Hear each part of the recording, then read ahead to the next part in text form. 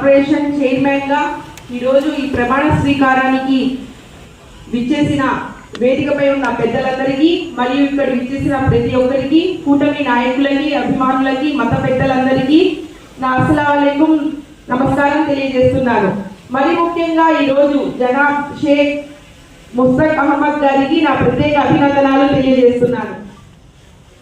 అదేవిధంగా ఈరోజు ముఖ్యంగా మనము నమ్మిన అభివృద్ధి సంక్షేమాన్ని పరుగులు పెట్టించగల ఏకైక విజన్ లీడర్గా, అడ్మినిస్ట్రేషన్ లీడర్ అయిన మన గౌరవనీయులు పెద్దలు ముఖ్యమంత్రి వర్యులు చంద్రబాబు నాయుడు గారు సహాయ సహకారంతో మరియు తండ్రికి తగ్గ తనయుడిగా జూనియర్ విజనరీ అయిన విద్యాశాఖ మంత్రి వర్యులు లోకేష్ అన్న గారి సహాయ సహకారంతో మరియు డిప్యూటీ సీఎం అయిన పవన్ కళ్యాణ్ గారి సహాయ సహకారంతో, పెద్దల సహాయ సహకారంతో ఈరోజు ఈ యొక్క ఫైనాన్స్ చైర్మన్ ఇవ్వటం మా ముస్లిమ్స్ కి ఎంతగానో ఆనందంగా ఉంది, సంతోషంగా ఉంది.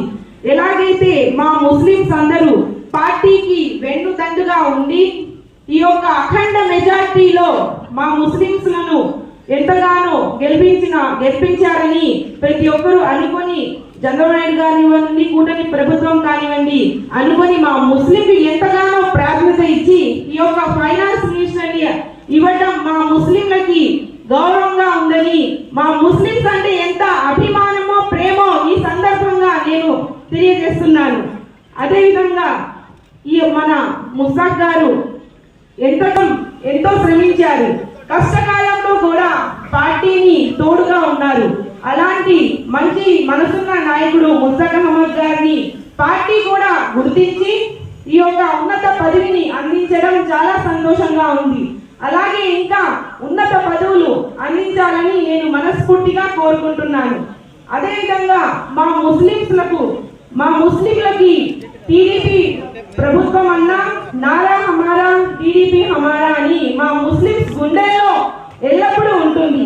ఎందుకంటే మా ముస్లింలు ఆర్థికంగా, రాజకీయంగా, విద్యలో, సామాజికంగా ఎదగాలని ముఖ్యమంత్రి వర్యులు చంద్రబాబు నాయుడు గారు ఎంతగానో ఆసరాగా అండగా ఉంటున్నారు.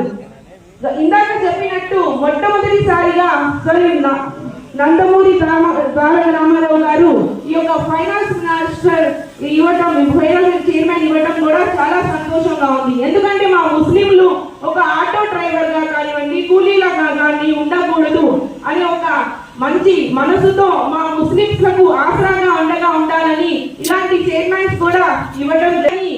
మిషన్ 2020 అంటూ గతంలోనే ఎడ్యుకేషన్ గురించి చెప్పారు. అలాగే మళ్ళీ మిషన్ 2047 అంటూ మన పిల్లలు ఒక డాక్టర్ గా, లాయర్ గా, ఇంజనీర్ గా ఉండాలి. మా ముస్లింలకి సంక్షేమ పథకాలు కానివ్వండి, ప్రతి ఒక్కటి కానివ్వండి బాగుండాలి అని ఎంతగానో ఆసరాగా, తోడుగా అండగా ఉంటున్నారు. మనమందరం చూసాము, గతంలో మా పిల్లల కోసం ఉర్దూ అకాడమీ కానివ్వండి, కాలేజెస్ కానివ్వండి, స్కూల్స్ కానివ్వండి ఇలా ఎన్నో సంక్షేమ పథకాలు ఏర్పాటు చేశారు. మరి ముఖ్యంగా మా ముస్లింలకు దుల్హన్ పథకాన్ని కూడా ఏర్పాటు చేశారు. ఇమాములకి, మౌజాన్లకి ఆర్థిక సహాయం అందించారు. ఇలాంటి అనేకమైన సంక్షేమ పథకాలు చేశారు. మనమందరం చూడొచ్చు, గతంలో హైదరాబాద్ లో హజ్ కమిటీని కూడా ఏర్పాటు చేశారు. ఇప్పుడు కూడా విజయవాడలో హజ్ కమిటీని 10-15 లక్షల మందికి కూడా ఏర్పాటు చేశారు. 160 కోట్లతో ఆర్థిక సహాయం అందించారు. ఇలా ప్రతి ముస్లింలకి ఆసరాగా అంటూ చూడొచ్చు. మహిళలు కూడా ఇందాక గౌరవనీయులు పెద్దలు షరీఫ్ గారు ప్రతి ఒక్కటి ఇటు ఎడ్యుకేషన్ లో కానివ్వండి, బిజినెస్ లో కానివ్వండి ప్రతి ఒక్కటిలో దూసుకుపోతున్నారు. మాకు ఆర్థికంగా బాగుండాలి అని కుట్టి మిషన్స్ కానివ్వండి, స్కిల్ డెవలప్మెంట్స్ కానివ్వండి ఇలాంటి ప్రతి ఒక్కటి కూడా మా ముస్లిం కి రిజర్వేషన్ కల్పించిన గొప్ప మనసున్న నాయకుడు మా చంద్రబాబు నాయుడు గారిని నేను సందర్భంగా తెలియజేస్తున్నాను.